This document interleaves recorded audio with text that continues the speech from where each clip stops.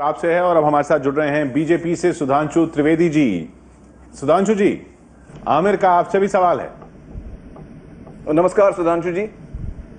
मेरा आपसे सवाल है कि सोशल ऑडिट्स हमने देखा कि आंध्र प्रदेश में सोशल ऑडिट्स हमने देखा कि आंध्र प्रदेश में एक बड़े पैमाने पे हो रहे हैं। हमारा आपसे सवाल यह है कि जिन राज्यों में बीजेपी की सरकार है वहां पर सोशल ऑडिट्स क्यों नहीं होते? क्योंकि ये एक बहुत अहम चीज है, ये कंट्रोल करने के लिए कि जो पैसा या जो योजनाएं लोगों तक पहुंचे वो वाकई पहुंच रही हैं नहीं पहुंच रही हैं। तो सोशल ऑडिट्स उनका ये एक सोल्यूशन है। तो राज्य सरकारों में जहां बीजेपी की सरकार है वहां क्यों नहीं होते हैं सोशल ऑडिट्स?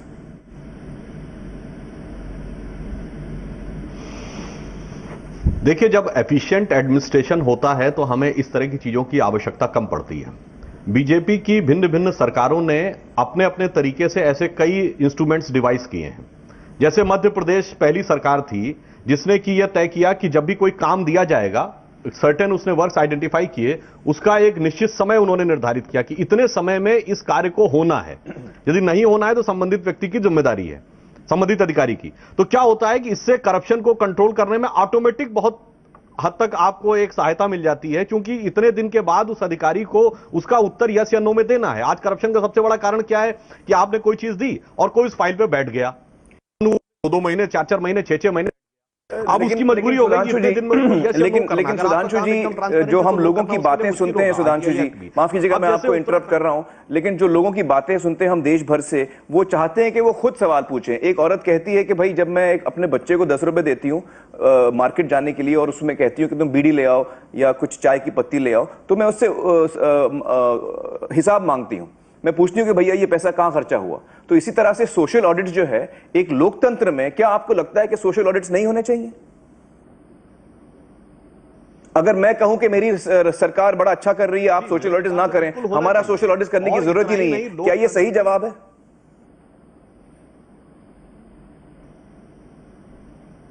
देखिए, मैं ये नहीं कह रहा हूं। इसकी जो तकनीकी और वैधानिक पहलू है वह अपनी जगह है। एक होता है पॉलिटिकल और इंटेंशनल, एक होता है कॉन्स्टिट्यूशनल एंड लीगल। मैं पॉलिटिकल और इंटेंशनल वाले विषय पे बात कर रहा हूं। मैं सिर्फ एक सरकार का क्यों, हमारी उत्तराखंड की ये पहली सरकार थी इसने जन लोकपाल विधेयक लाया था, बिल्कुल उसी पैटर्न का, जिसका कि उस समय अन्ना और केजरीवाल दोनों ने प्रशंसा की थी। भले ही बाद में जो दूसरी गवर्नमेंट आई उसने उसको डंप कर दिया। इसका मतलब ट्रांसपेरेंसी तो हम पूरा लाना चाह रहे थे। अब जैसे अगर आप ट्रांसपेरेंसी लाना चाह रहे हैं तो सोशल ऑडिट्स क्यों नहीं हो रहे हैं? आपके राज्य सरकारों में सोशल ऑडिट्स क्यों नहीं हो रहे हैं? जो राज्य हैं जहां पे आपकी सरकार है वहां पे सोशल ऑडिट्स क्यों नहीं हो रहे हैं? क्या दिक्कत है?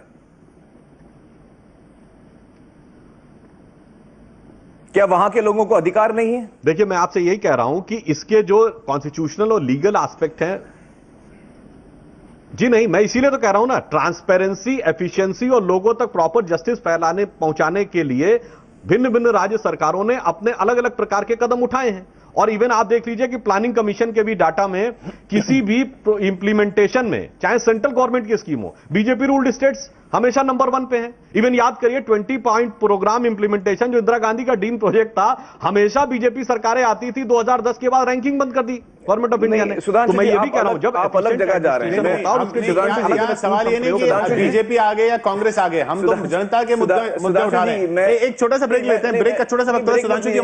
अच्छा चलिए, मैं बोल रहा हूं सुधांशु जी, मैं ये आपसे पूछ रहा हूं कि हम यहां इसलिए नहीं बैठे हैं कि बीजेपी सरकार अच्छी कर रही है या कांग्रेस ही अच्छी कर रही है। हम पॉलिटिकल लोग तो है ही नहीं, हम सिर्फ सीधा सा सवाल पूछ रहे हैं कि क्या बीजेपी या क्या आप एज ए बीजेपी स्पोक्समैन हमें ये बता सकते हैं कि आप सोशल ऑडिट्स, जहां पर जनता से खुद जाके पूछा जाएगा कि भाई आपका ये काम होना था, हुआ कि नहीं, ये सोशल ऑडिट्स क्या बीजेपी चाहती है या नहीं? और अगर चाहती है तो क्या वो लाएगी या नहीं? सिर्फ सोशल ऑडिट्स की बात कर रहे हैं। देखिए, जनता के से उसकी इच्छा पूछना और पारदर्शी शासन रखना और ईमानदार और स्पष्ट शासन रखना, ये हमारा कमिटमेंट है। और उसके लिए जितने भी इंस्ट्रूमेंट्स होंगे, सोशल ऑडिट्स आप लाएंगे कि नहीं लाएंगे? सोशल ऑडिट्स आप लाएंगे कि नहीं लाएंगे? आप पूरे के पूरे एडमिनिस्ट्रेशन,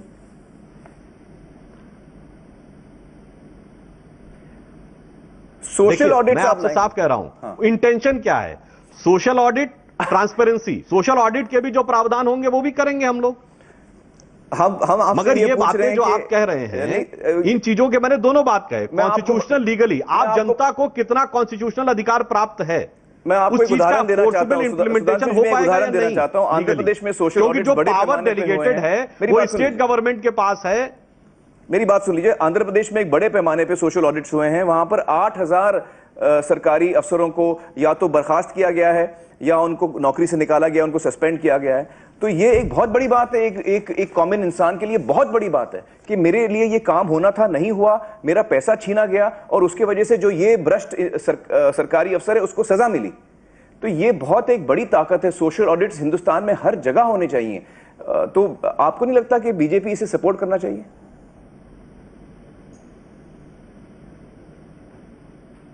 मैं इसीलिए तो कह रहा हूं, मध्य प्रदेश हमारी सरकार ने इसी प्रकार का तो कानून बना रखा है कि इतने ड्यूरेशन में आपको काम करना, अदरवाइज आप पे कार्रवाई होगी। दोनों की मूल भावना में आप देखें तो क्या अंतर है? सोशल ऑडिट्स होते हैं मध्य प्रदेश में। मैं कह रहा हूं मध्य प्रदेश सरकार ने यह नियम बना रखा है, डिफरेंट वर्क्स के लिए टाइम आइडेंटिफाई कर रखा है। लेकिन चेक कौन करता है? ऐसा ही नियम चेक कौन करता है? चेक को तो पब्लिक को करना पड़ेगा कि भैया हो रहा है कि नहीं हो रहा है। सोशल ऑडिट्स का मतलब यही होता है कि सोशल, आप लोगों में जाएं, पूछें ये हुआ है कि नहीं हुआ है। तो ये तो हो नहीं रहा है। मैं एज ए सरकार कुछ भी डिसाइड कर सकता हूं, लेकिन वो जब तक आप जनता से होता है कि जिस डेट को आपने कोई काम दिया है जिसकी रिसिप्ट आपके पास है, तो सोशल ऑडिट के खिलाफ अगर आपको 30 दिन के अंदर उस काम का उत्तर मिलना, 31वें दिन आप सरकार से पूछ सकते हैं कि हमें क्यों नहीं मिला। तो मतलब हम ये समझ लें कि आप सोशल ऑडिट के खिलाफ हैं? क्योंकि मैं 4 दफा पूछ चुका हूं आपको ये बात। नहीं, मैं ये नहीं कह रहा हूं सोशल ऑडिट के खिलाफ है। हम ट्रांसपेरेंसी और क्लियरेंस, एक पारदर्शी स्पष्ट शासन के पक्षधर हैं। और हमने एक नहीं, अब उसके डिटेल में मैं नहीं जाऊंगा, हमने बहुत सारे ऐसे स्टेप्स उठाए हैं। तो सोशल ऑडिट्स के बारे में आपकी क्या टिप्पणी है? अच्छा, ये अच्छा है कि नहीं? सोशल ऑडिट्स होने चाहिए कि नहीं होने चाहिए? शुरुआत किसमें हुई? हम ये बोलते हैं कि चलिए बीजेपी की राज्य सरकार जहां है वो छोड़ देते हैं, कांग्रेस की सरकार जहां छोड़ देते हैं। हम जापान की बात करते हैं, तब जब प्रॉपर बात करते हैं जापान की। जापान में सोशल ऑडिट्स होने चाहिए कि नहीं होने चाहिए? या कहीं भी दुनिया में सोशल ऑडिट्स होने चाहिए कि नहीं होने चाहिए? क्योंकि सोशल ऑडिट से हमको पता चलता है कि जो काम होना था वो हुआ कि नहीं हुआ। 3 पुल बनने थे, सिर्फ 1 बना है। सोशल ऑडिट्स होने चाहिए कि नहीं होने चाहिए? कॉन्सेप्चुअली आपकी क्या राय है? मैं आपसे कह रहा हूं कि बिल्कुल होना चाहिए, बट उसको एफिशिएंट एग्जीक्यूट करने का मैकेनिज्म और इंस्ट्रूमेंट भी तो होना चाहिए हमारे पास। ऐसे तमाम विधेयक हैं जो हमने बना दिए, अगर हमारे पास इंस्ट्रूमेंट नहीं है तो हम नहीं इंप्लीमेंट। ब्रेक के बाद हम लोग, इसलिए पहले इंस्ट्रूमेंट्स डिवाइस किए जाएं और उसके बाद उसको इंप्लीमेंट किया जाए। बहुत बहुत शुक्रिया हमारे साथ जुड़ने के लिए। हमारे साथ आम आदमी पार्टी से अरविंद केजरीवाल साहब भी जुड़ रहे हैं। अरविंद जी, आमिर से आपके भी सवाल हैं। नमस्ते अरविंद जी। नमस्ते Aamir ji, how are you? I am well. Arvind ji, हम 2-3 मुद्दे हमारे सामने आए जब हमने ये शो किया हमारा सत्यमेव इस टॉपिक पर, डेमोक्रेसी के टॉपिक पर, और उससे मिलते जुलते मैं आपसे कुछ सवाल पूछना चाहता हूं। सबसे पहले तो मैं ये पूछना चाहूंगा कि सोशल ऑडिट्स पर आपकी क्या राय है? क्या आप चाहते हैं कि अलग अलग राज्यों में सोशल ऑडिट्स आएं, और जब कभी आपकी सरकार बने राज्यों में, क्या आप सोशल ऑडिट्स लाना चाहेंगे? सोशल ऑडिट भी लाना चाहेंगे। दोनों चीज़ों पे हमारी पॉजिटिव राय है। सोशल ऑडिट होता है कोई काम हो जाने के बाद जनता उसका ऑडिट करती है। हम तो ये कह रहे हैं, जो अभी अभी आपने क्लिप दिखाई, ये इसके बारे में थी कि क्या काम होने चाहिए हमारे एरिया के अंदर, सरकारी पैसा कहाँ खर्च होना चाहिए, और हमारे एरिया के सरकारी कर्मचारी ठीक से काम कर रहे हैं कि नहीं कर रहे। ये वाले अधिकार भी हमें मोहल्ला सभा को देने चाहिए। तो जब हमारी 49 दिन की अभी दिल्ली में सरकार थी, हमने इसका ऑलरेडी कानून ड्राफ्ट कर लिया था और उसका नाम हमने स्वराज बिल रखा था जी। और ये तो सरकार गिर गई, नहीं तो जिस दिन गिरी थी अगले दिन वो स्वराज वाला बिल इंट्रोड्यूस होने वाला था, जिसमें लोकल इश्यूज के ऊपर हम सारी पावर अपने हाथ काट के हम जनता को देने वाले थे। जी जी।